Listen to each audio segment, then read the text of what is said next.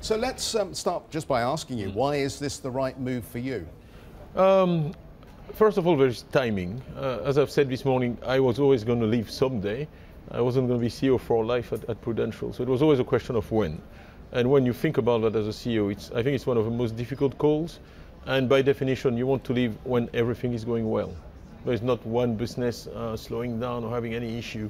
That allows you to really live without the market worrying that you're running away from something. So yeah, that was very important. We've closed, I wanted to close this year well. Q4 was very strong.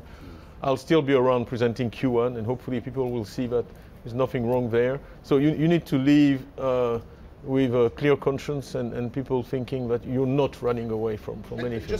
Just on the numbers that Prudential's running at the moment, 14% increase in operating profit for 2014. I think you can be pretty happy with most of the metrics. Yes. Is there a sense, though, that this is as good as it gets? And we've seen the reaction in the share price this morning. Do you think the market actually might be very suspicious that you've chosen this moment to leave because there isn't much left on the table for the next fellow or woman that follows you? I understand the question, but I think actually minus 2%, I take it as a kind of polite goodbye from the market. It's just a way to express a bit of appreciation. But seriously, I think if you've done a good job as a CEO, you have to take a company, you have to leave it in a better condition, but you found it. I think I've been able to do that. And you have to leave it with no clouds. And you have to leave it. There's a bit of I think probably a wobble around succession.